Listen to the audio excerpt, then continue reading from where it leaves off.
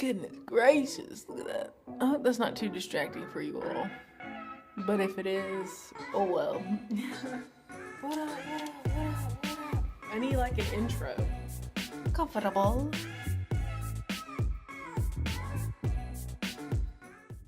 Key number 2 is defeating limiting beliefs. Basically, limiting beliefs are things that, your beliefs are things that control you, basically. They control how you think about the world, your attitude, how you respond, your character.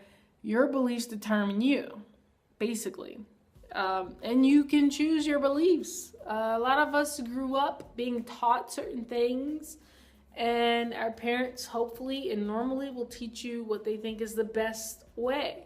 And it's nothing against them, but I know that when you grow up, you have to discover for yourself. Discover yourself, discover what you believe, discover what it is that we're living in, that type of a thing. So you have to now readjust your beliefs at this point, and it's not a bad thing.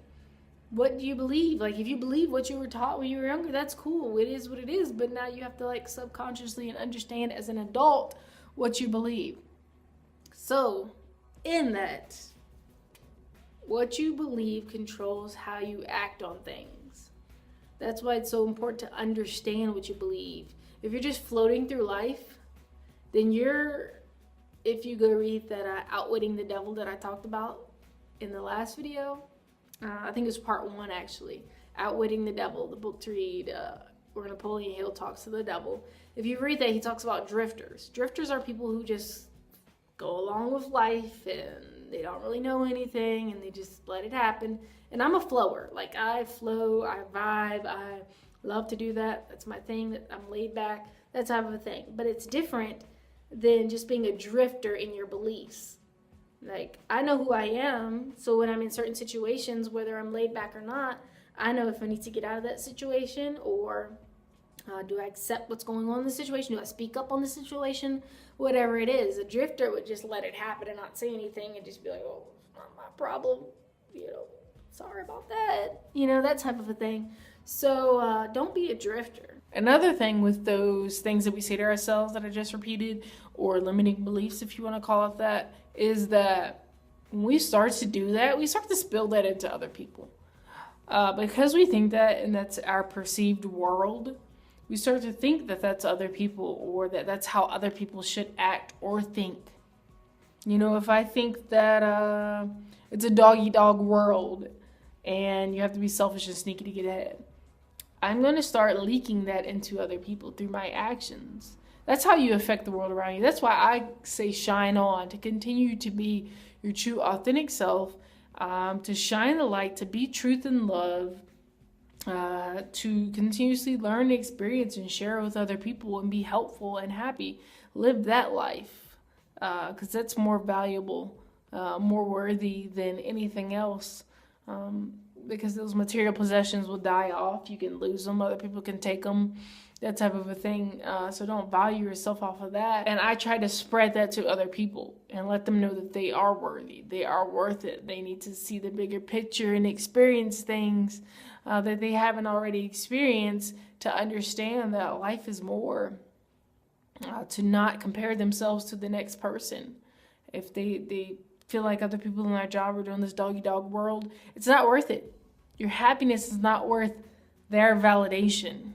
Okay, stop trying to validate yourself through social media or through whatever it is, your accomplishments or whatever. I love goals. I love setting goals, don't get me wrong, and seeing how I can grow. But if I compare myself to someone else, or I wait for someone else's validation on what I'm doing, I'll never be happy.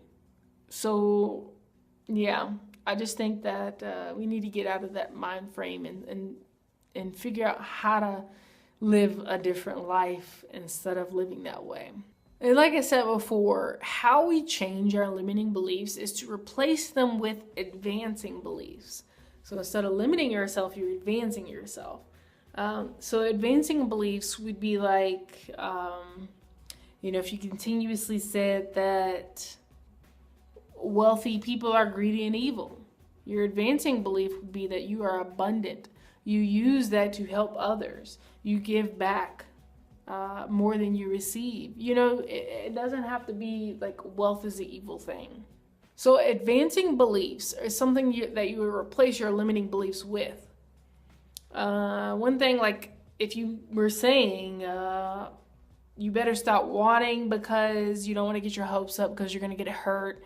It always happens, blah, blah, blah. Your advancing belief would be that you are worthy. You are worth it. Okay, you are abundance. Abundance flows from you. You attract all that is good, you know, all that is necessary to spread your abundance, to continue to shine. Those would be advancing beliefs, advancing things instead of the other ones. Again, this is something that you have to catch yourself thinking, because it's so ingrained in you subconsciously that, yeah, you can consciously start to work on this, but then subconsciously it will start to come up, and you have to like realize it when it starts to come up and be like, whoa, no, I'm not going to let you take a hold of me. I am abundance. I am worthy. I am worth it. Okay, I'm not going to accept anything less. Those will be advancing beliefs that you have to start saying to yourself. On page 21, if you're following along in the book, I talk about a book that I picked up at my brother's house. When my RV had broken down, I was back at my brother's house, and he had a few books on the smaller bookshelf. Like, they just had it stuck on there, and I was looking at them, and so I picked up this one. It's called What to Say When You Talk to Yourself. And it was written back in the 80s. Yeah, so basically it talks about like self-talk and limiting beliefs. And I knew about limiting beliefs before, but this kind of dived into it a bit more, and how we really talk to ourselves and how it's important to dictate what we say to ourselves. So in the book, he goes through different ways that you can change the way you think and change the way you talk to yourself. I knew about a lot of those, but one thing that really stuck out that he talks about was recording yourself. Now, back then when the book was written, it was more cassette recordings. So that's different than what it is now. Now I feel like it's a bit easier, actually, because it's all digital. You don't need a cassette. You don't need a certain machine or whatever. If you have a computer, you can do this. If you have a phone, you can do this now. There's different apps where you can record audio, and that's all you have to do. It's free apps out there too, for your phone and for the computer. Like I talk about in the book, I used Audacity. It's free for any interface. I don't know about phones, but it is for like any computer. As far as phones, there are free apps for audio. I have some, I don't know the names of them, but there are some out there you can look up.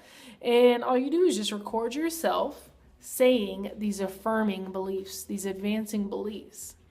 Because basically, when you hear yourself talk, it's powerful, and it helps get to the subconscious level faster.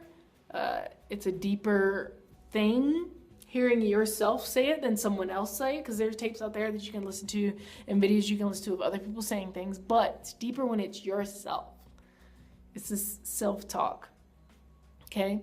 So that's why I think it's a very powerful thing. Yes, like I say in my book, some will say that, like, this is a form of hypnotism, and it could scare some people off or make people feel a certain way. But do you watch TV? Do you listen to the radio? Do you see these advertisements out here? That's all a form of hypnotism. That's why they do it. The deeper meaning of it, because when you condition somebody, you constantly, I can't talk, constantly show them something. It's a form of hypnotism. The TV, the television, if you look deeper into that, into how they knew and how they know how the TV affects your mind, they know this stuff. That's why it's important to know what you're putting in. They know this stuff, how it affects us in our minds. It's a scientific fact. It's like a patent even, or something like that. I haven't looked into it in a few years, but it's a deeper thing that they know that the visuals and the audio and what's portrayed in front of us affects us. Like, they know how it affects us, constantly showing us this. Like, that's why they constantly show us those commercials of food and candy and stuff. Why would they spend millions of dollars on the Super Bowl to show you a product that you already buy? Because they know subconsciously it's reiterated.